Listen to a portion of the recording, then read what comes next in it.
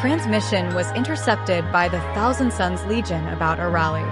Magnus took that information and presented it to Jaune, who chose to inform Blake. The communique was horrid, as they were planning to attack the vital festival to cause maximum damage and casualties. Orders were passed down from Adam himself, as it will deliver a message to the humans that they are no longer playing games. Blake was horrified at what she heard, so she did a more logical move and warned the headmaster. Later, headmaster's office. One explanation later. Ashbin, this is concerning. Do you have any idea what they are planning? Magnus. My sons deciphered all of the message. It was a surprise, and they will unveil their plan on the rally. Ashbin. That is concerning. Blake. Can it be stopped, headmaster? Ashbin. How big is this rally? Blake. Headmaster, I want to say something. Ashbin, I know. She was wide-eyed at the statement. Blake, but... Ashbin, you should change your name if you really want to make a fresh start. Magnus. Vulcan and Conrad looked at her as she looked away, blushing. Ashbin. I'm afraid we haven't been introduced yet, my good sir. Vulcan. I am Vulcan of the Salamander's Legion. Glinda. How many legions are there? Jaune. 18, and all of them will be coming to this secure in due time just to see me. Ashbin and Glinda pales. Jaune. Oh, that reminds me. Have you sent the communique to the Gothic fleet? Magnus. Yes, of course. I have told them not to show hostilities should be shown, and this planet is already under our protection. Jaune. Thank you. Glinda. Can we talk about our planet being taken over? Jaune. You are gifted with our protection, since the Grim is nothing but an infestation that can be easily stamped out by 2 legions at least.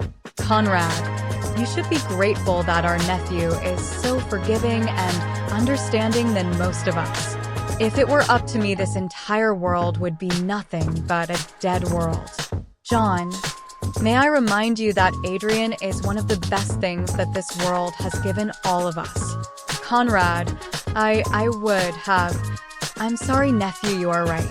His pure soul is worth saving in contrast to what I had to condemn on Nostromo. Ashbin Nostromo? Jaune. A planet ripe with scum and villainy that made me question how corrupt can a person be? Conrad and the Night Lord's Legion wiped out that entire world. Ashbin pales as his glasses slid off and fell into his mug of coffee. Glinda. Well, thank you, Mr. Ark. We should count ourselves lucky to be close to someone as friendly as you. Jaune. You're welcome, headmistress, and you can be a great Imperial soldier if you excuse great authoritarian aura. Magnus would have made a great commissar. Glinda. Thank you for the kind words. I guess. Since the headmaster has fallen catatonic, I would ask if you can take care of the rally and put a stop to this insurrectionist behavior. Jaune. We will coordinate a counteroffensive. He looks to Blake. Jaune. I will spare those who would ask of it, but Blake, feel free to do whatever is necessary, Jaune. They are no longer the ones I used to fight alongside with, and what they're fighting for wasn't what I was fighting for. Mom and Dad were right, they have lost their way. Jaune puts a hand on her shoulder. Conrad. Alright, I have contacted my Night Lords, and they are warping here as we speak. Vulcan. I will get my sons. We will bring our heavy flammers. Jaune. No indiscriminate flaming. Vulcan. I promise, nephew. Jaune. Alright, let's mobilize the legions. Glinda.